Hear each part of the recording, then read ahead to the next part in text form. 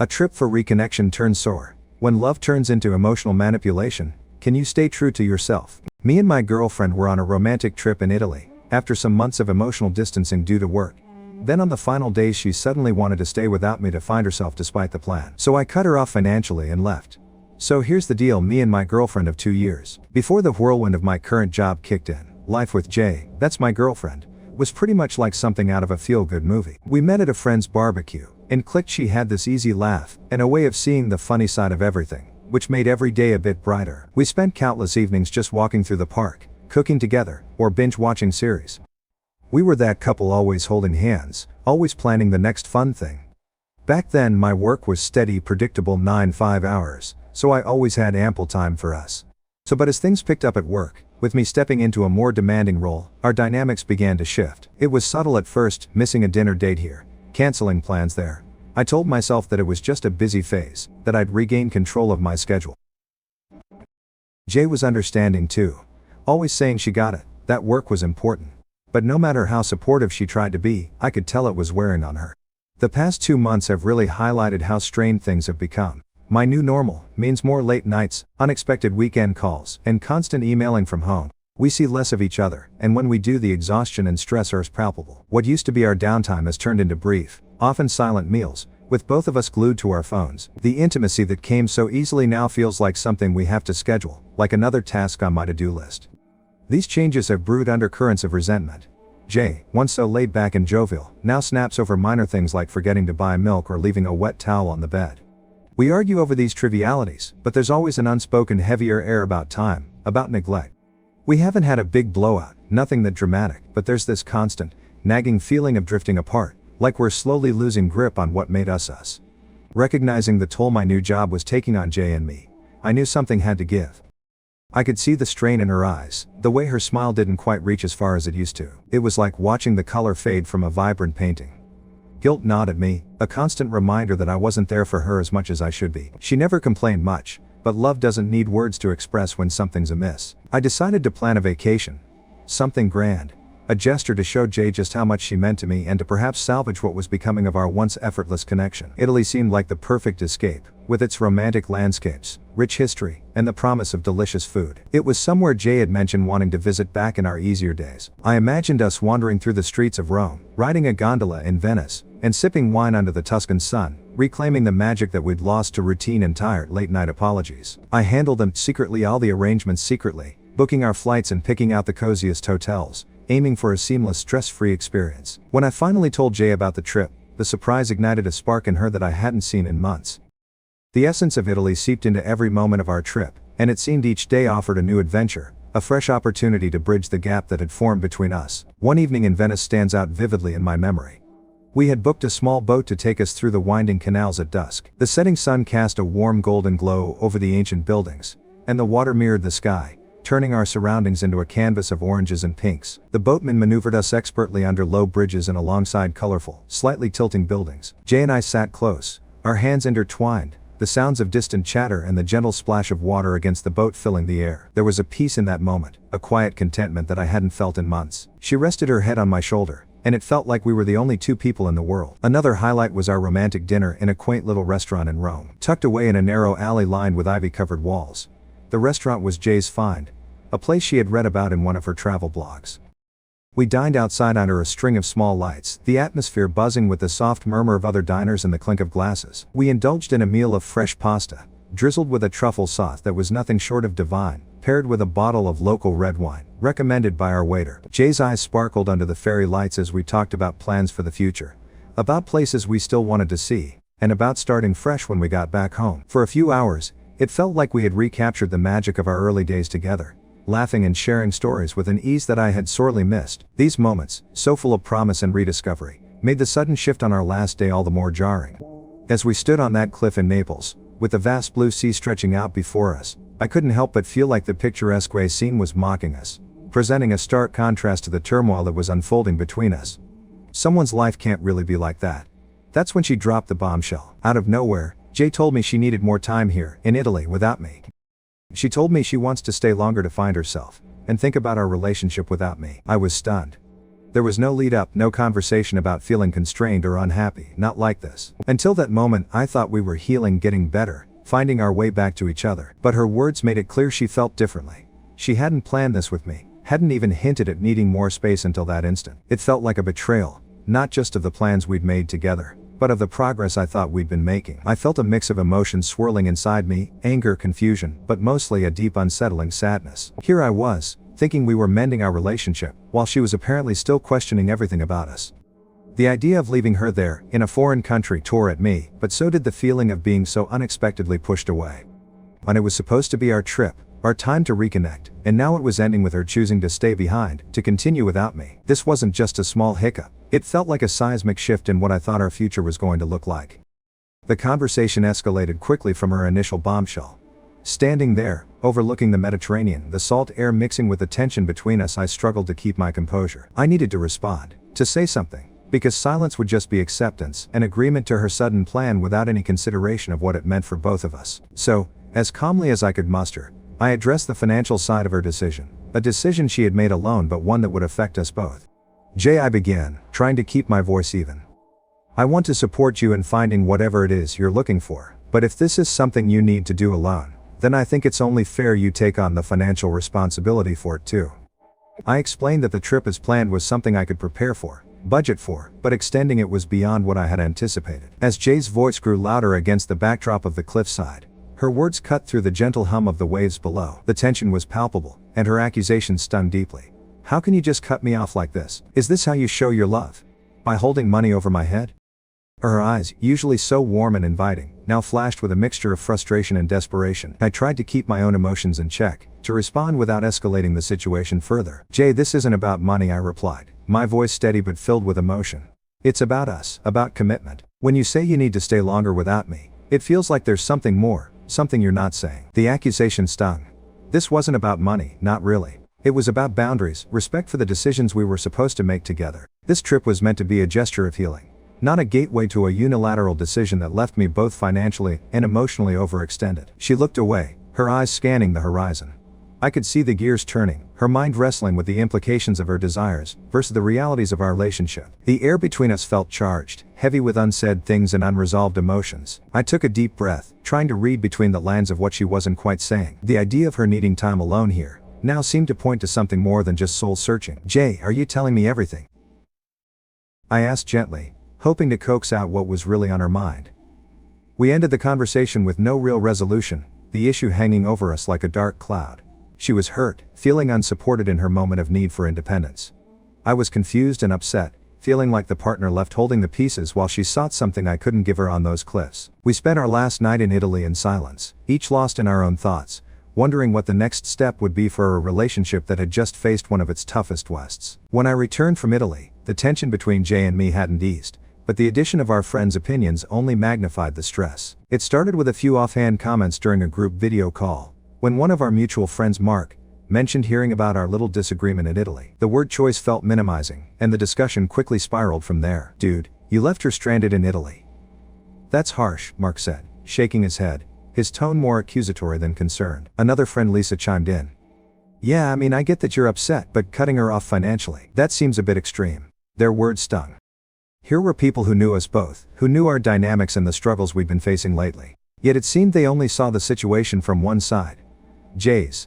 They weren't there to see the confusion and hurt in my eyes when she told me she wanted to stay behind. They didn't feel the weight of betrayal that I felt when my efforts to were met with a sudden demand for space and independence. I tried to explain my side, to tell them how blindsided I was, how we had planned this trip together, as a couple, and how her sudden decision felt like a step away from everything we were supposed to be working on. It's not about the money, I insisted. It's about being left out of a major decision that affects both of us. It's about feeling like I'm not a partner but a provider to be switched on and off. But the conversation didn't go far.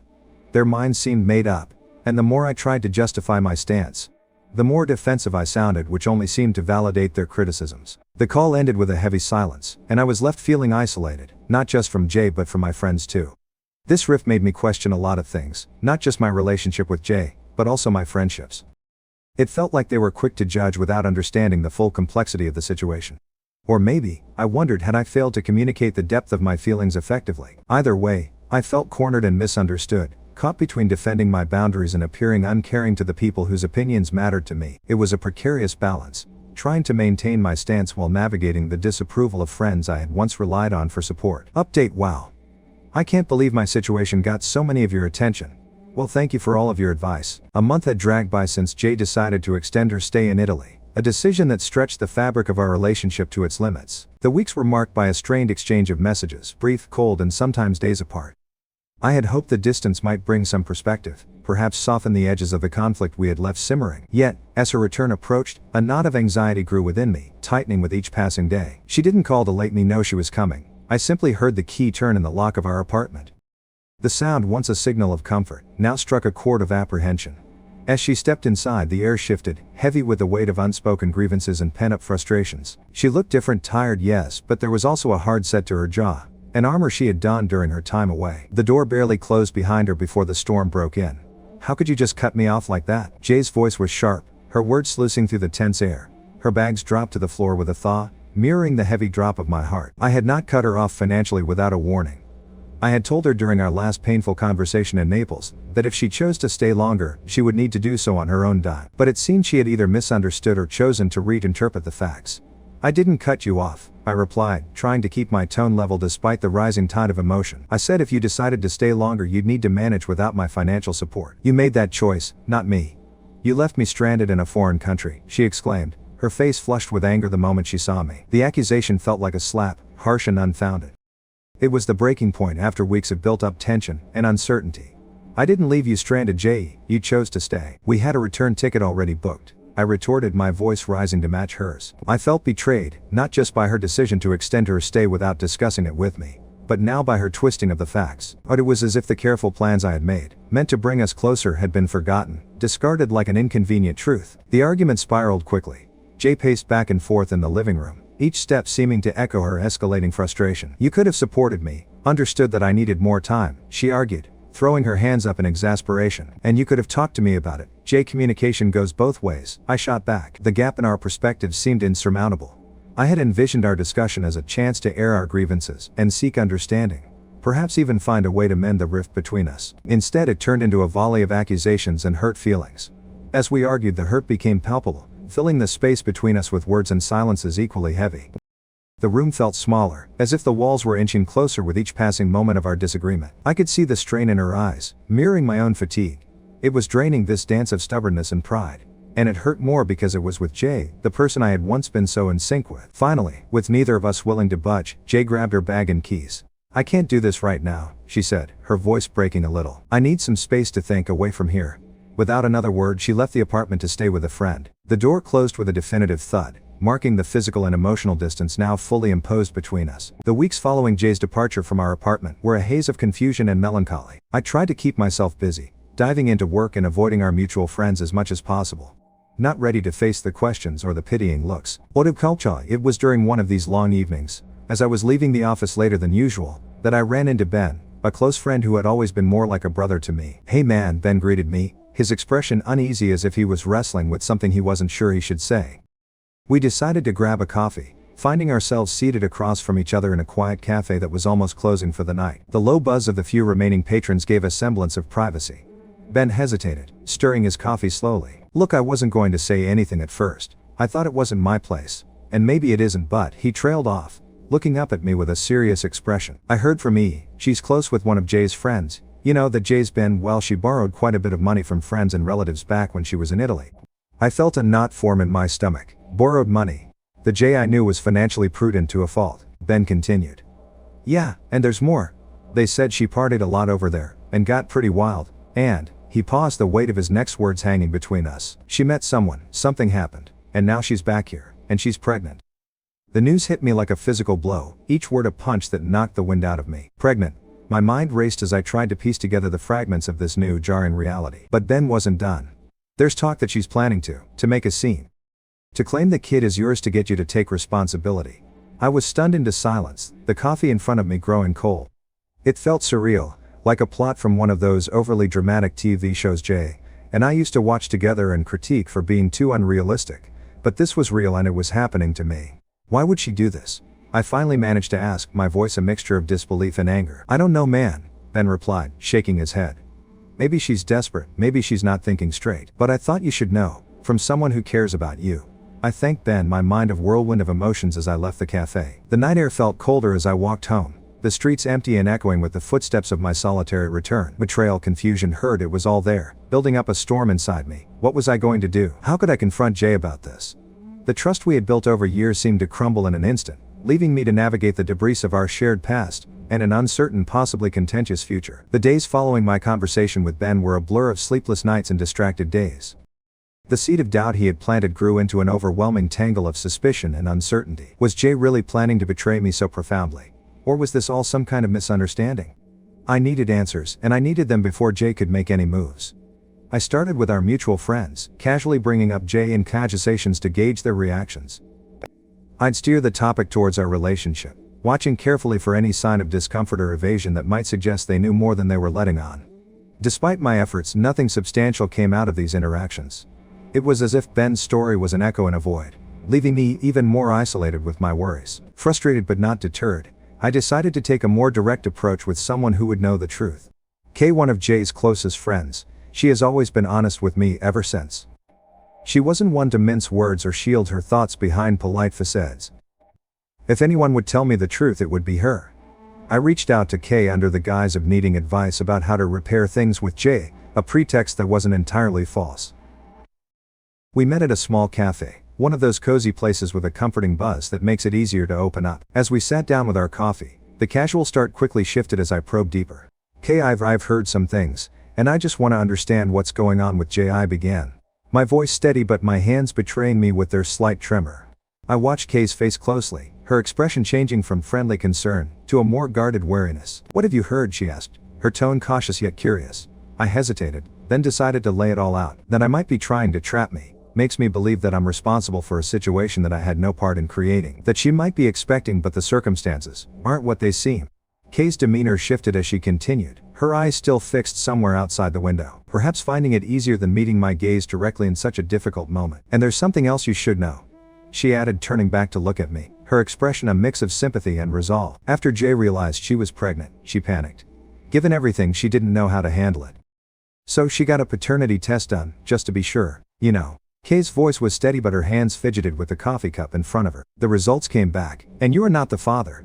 She was shocked and well, the Italian guy is out of the picture now. Ka paused, giving me a moment to absorb the news, as my final hope for the children could be mine faded away. This was a lot to process. Jay had sought confirmation, had gotten it, and yet here we were. She's really scared. She doesn't know what to do next, and I think in her panic, she thought maybe turning to you would somehow fix things. Maybe she thought the baby could be yours, and that would make everything easier for her to manage. Kay looked genuinely pained to be delivering such news. Her loyalty to Jay strained against her morale compass to tell the truth. I'm telling you this because I think you deserve the whole picture. It's a mess, I know. But Jay is really struggling with what to do next. She's mentioned wanting your help, not just financially but also emotionally, maybe hoping that there was a chance this situation could bring you back together. It's not fair to you, and I thought you should know the truth before anything went further. Sitting back, I tried to process everything Kay had laid out. The complexity of Jay's actions, driven by fear and a desperate grasp for stability, was overwhelming. The paternity results only added another layer of betrayal and sadness to the situation. It wasn't just about the breach of our relationship now. It was also about the impact of her decisions on an innocent life. Thanks, Kay, for being honest with me, I said finally, finding my voice after a long silence. This changes a lot. I need some time to think about all of this. About what I want to do and how I can handle this situation without making things worse for anyone involved. Kay nodded, understanding the weight of the moment. Of course, take all the time you need. If you want to talk more, or if you need anything, I'm here. As I left the cafe, the cool air felt sharp as I breathed it in. The news had not only clarified but also complicated the situation further. Now, more than ever, it was crucial to approach the next steps with careful thought and consideration for all parties involved, especially the unborn child caught in the middle of this turmoil. I wasn't sure what to do next. Part of me wanted to confront Jay immediately, to demand explanations and perhaps to hear her side of the story, however painful it might be. Another part of me wanted to retreat, to process the hurt and to protect myself from further pain. Every logical step I could take from here, seeking legal advice, preparing for potential disputes, distancing myself from Jay, seemed cold and clinical, far removed from the emotional chaos raging inside me. By the time I reached my apartment, the sun had set, and the early evening darkness felt fitting, mirroring the uncertainty that lay ahead. The decision of what to do next loomed large, daunting in its significance. As I turned my key in the lock, the familiar sound seemed strangely foreign, as if even my sense of home was questioning where I belonged. Inside, the quiet of my apartment was a stark contrast to the storm of thoughts in my mind. I sat down, alone with the echo of Kay's last words stretching out before me. After 3 days of agonizing over everything, I decided it was time to face Jay. I needed clarity and closure, no matter how painful the conversation was going to be. I texted her, asking if we could meet at the little coffee shop, where we'd spent countless lazy Sunday afternoons together. It felt like a neutral place, public yet intimate, appropriate for the kind of serious conversation we needed to have. She was already there when I arrived, her eyes red-rimmed, a clear sign she'd been crying. As I sat down opposite her, the air felt heavy with all the things left unsaid between us. "I know everything, Jay," I started, trying to keep my voice calm despite the turmoil inside me. "I know about the guy in Italy, the pregnancy, and your plan to make me believe I could be the father." Her face crumpled at my words.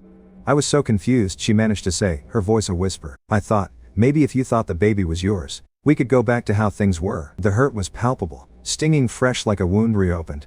Jay can't go back. Trust doesn't work that way," I replied, feeling a strange mix of anger and pity. "And I can't just overlook this. It's too big." So there was a long pause, filled only by the soft murmur of other patrons, and the clink of coffee cups. Finally I took a deep breath and continued. "I've decided I'll help you clear your debts from the trip. It's the last thing I can do for you, out of whatever love and care is left." Jay started sobbing, her shoulders shaking. It was tough to watch, knowing how deeply intertwined our lives had been. "But after that, we go our separate ways," I added. "It's for the best."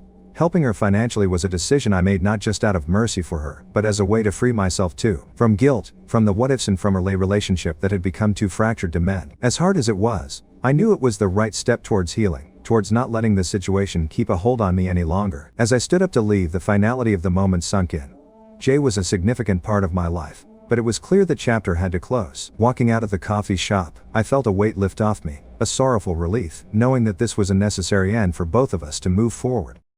As I reflect on the journey I've shared with you all here, I want to extend a heartfelt thank you to everyone who took the time to comment and offer their support and advice. Your words have been a beacon during a tumultuous time, guiding me through moments of doubt and encouraging me when the path seemed too difficult to navigate alone. The wisdom shared in the comments was not only invaluable in helping me make informed decisions, but also provided comfort in knowing that I was not alone in this struggle. Many of you shared your own stories, which reminded me that life's trials are universal.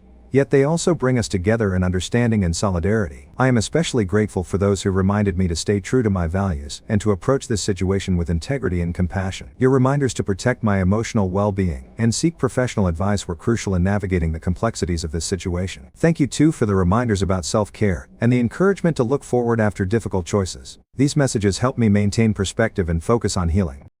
To everyone who commented, your support has made a real difference in my life during this challenging time. I am moving forward with a renewed sense of purpose and hope, buoyed by the kindness and wisdom of this community. Betrayal hidden in plain sight, how one man's obsession with his sister-in-law shattered the family's trust. My brother-in-law who married my sister told my wife that he was in love with her. This led to a chain of horrific discoveries in our family. Sister Day, out of the blue, my brother-in-law asked my wife if she could meet him for lunch. He said there was something he needed to talk to her about. When my wife told me about his invitation, she seemed puzzled but not overly concerned. "Do you think it's about my sister?" she asked, furrowing her brow. "Maybe they're having problems, and he wants to get a woman's perspective on things." So I found the whole situation odd. My brother-in-law had never reached out to my wife in this way before, but he often texted her and other family members for mundane reasons, so I didn't think much of it. After all, we were a close-knit family, and it wasn't unusual for us to support each other through tough times. "Go find out," I told her, shrugging off my initial unease.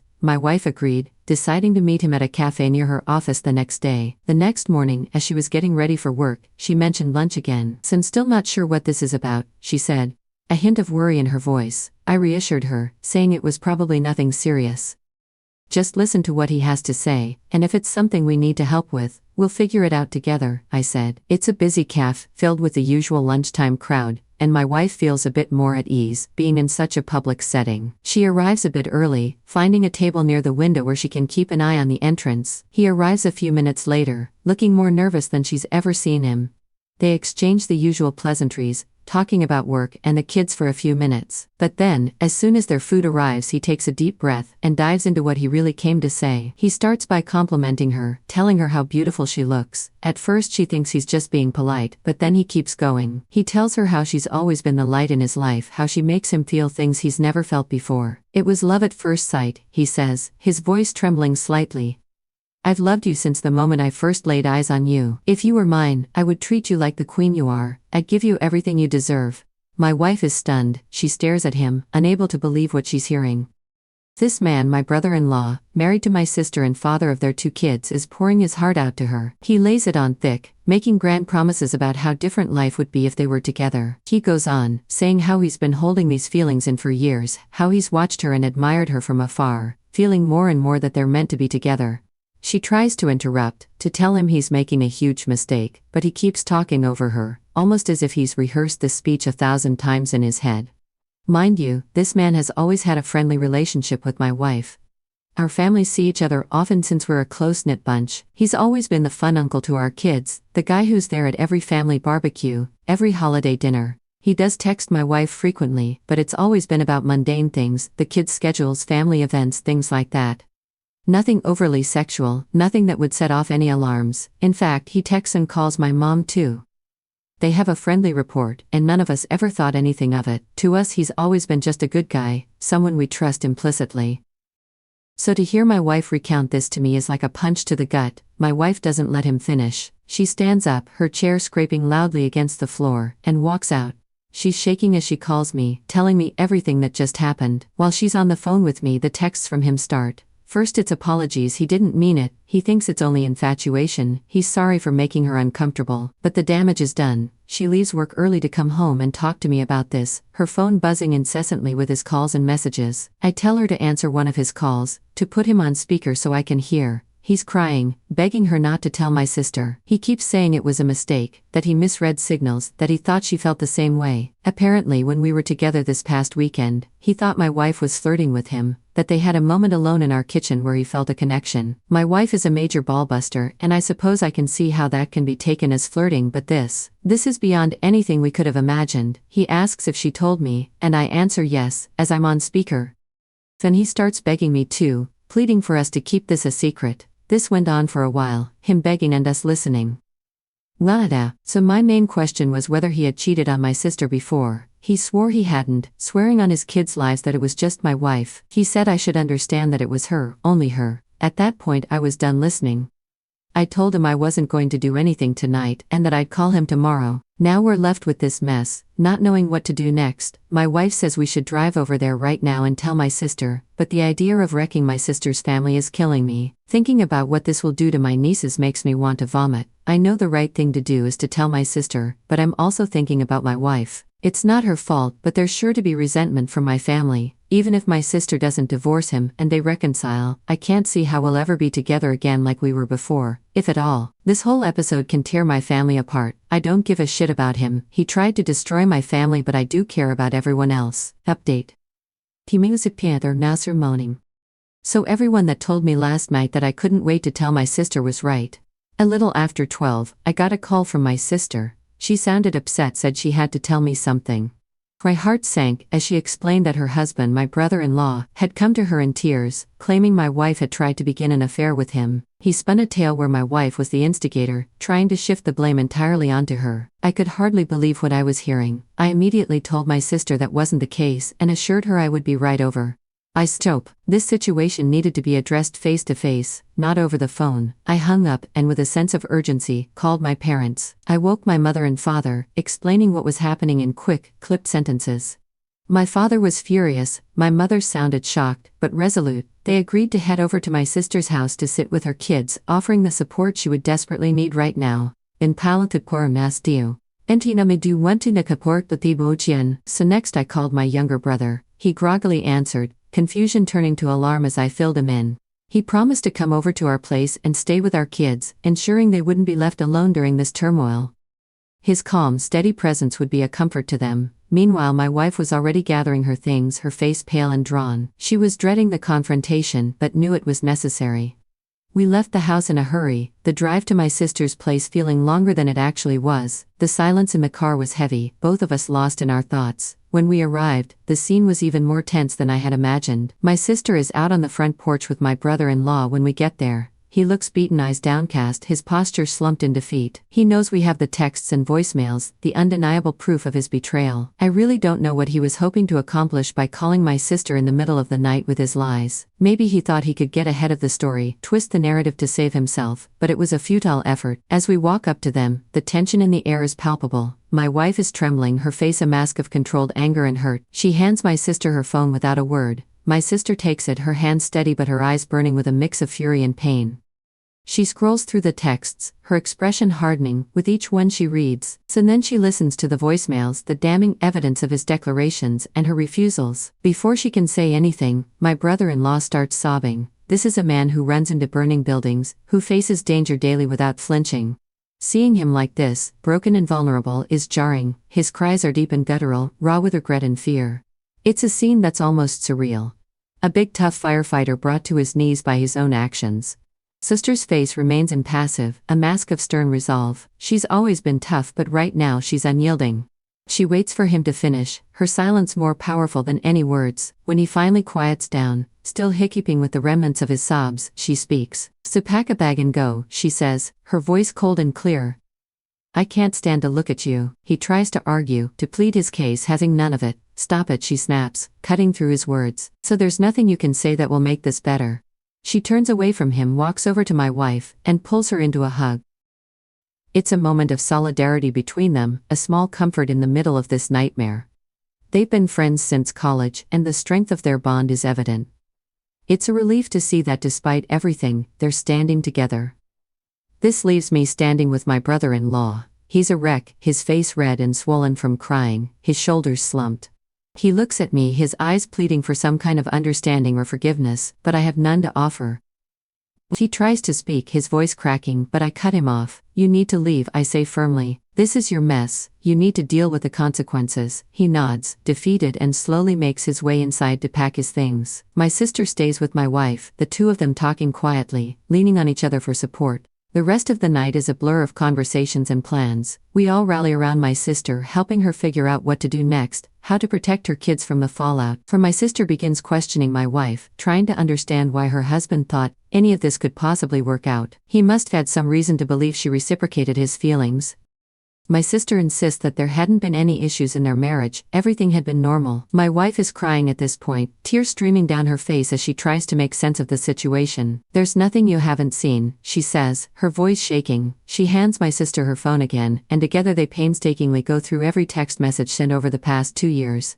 They read each one carefully, looking for any hint of inappropriate behavior, but there's nothing there. My wife was just being herself. She has a playful personality, always joking around and teasing. It's part of what makes her so lovable and approachable. My brother-in-law has a similar sense of humor, and they've always teased each other in a light-hearted, harmless way. With Yin, she does the same with my mom and my younger brother. It's just how she interacts with people. The only incident my wife can think of that might have been misconstrued happened this weekend. She recounts it, trying to pinpoint where things went wrong. They were all together at our place, and she and my brother-in-law both reached for the fridge at the same time. En non, intentionally stu the thems of asking the thing be. And bang, but they trying to pinpoint with with trying to pinpoint where things went when. They playfully jostled for who would get there first, laughing as they did so. He let her win, but then he reached around her waist to grab a beer, moving his hand slowly. She admits that in that moment, the way he did it felt a little inappropriate. It was a fleeting feeling, and she brushed it off, not wanting to make a big deal out of it. She wonders now if her silence gave him some misguided hope. My sister listens, her expression softening. She doesn't blame my wife for any of this. She knows her well enough to understand that her playful nature isn't an invitation for anything more. "It's not your fault," she reassures her, and my wife nods, though the guilt still lingers. As they finish reading through the messages, it's clear there was never any mutual attraction, no hidden signals or secret flirtations. My wife was just being herself, and my brother-in-law took that and twisted it into something it wasn't. The realization that this misunderstanding has caused so much pain is almost too much to bear, but at least, for now, my sister's belief in my wife remains intact. So then my sister starts going through his MacBook to see what else she doesn't know about. She's angry and frantic at this point, her hands shaking as she types. She guesses the password and on the third try she's in. With a deep breath, she starts searching through his files, looking for anything that might shed more light on this nightmare. It doesn't take long before she finds something disturbing. There, buried in a folder labeled innocuously, are a lot of pictures of my wife. They date back years, and what's more unsettling is that they're always isolated shots, just her, never in group settings or candid family moments. So my sister clicks through them, her anger turning into a cold, creeping horror. One set of photos stands out. A few years ago, we went on a couple's trip to the Caribbean. It was a rare vacation without the kids, and my wife, feeling more relaxed in the adults-only environment, had worn a bikini. She usually doesn't, preferring more modest swimwear, but this time she had felt comfortable enough to do so. So there were probably 50 pictures of her in that bikini, each one taken without her knowledge. My sister's face pales as she scrolls through them. It's clear he's been secretly snapping these photos for years, collecting them obsessively. The realization that he's been harboring this fixation, lurking in the shadows of family events, sends a shiver down her spine. Does this now enter restraining order territory? She wonders aloud, her voice barely above a whisper.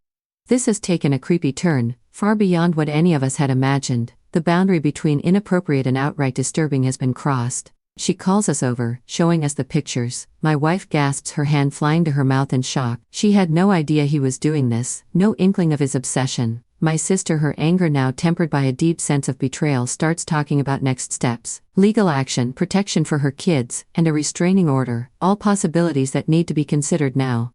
So we're all reeling from this new discovery. The man we thought we knew, who we trusted as a husband, a father and a brother-in-law, has shown a side of himself that's dark and disturbing. It's not just a matter of infatuation anymore, it's something far more insidious. Unfortunately, the mess continues. My sister agreed to talk to her husband last night and let him explain himself. She was determined to get the full story and decided to involve my wife directly to ensure there would be no lying or half-truths. They set up a FaceTime call with my wife, and I listened in off camera, my heart pounding with a mix of anger and dread. For my sister, ever thorough, recorded the entire conversation for good measure. As soon as the call began, the tension was palpable.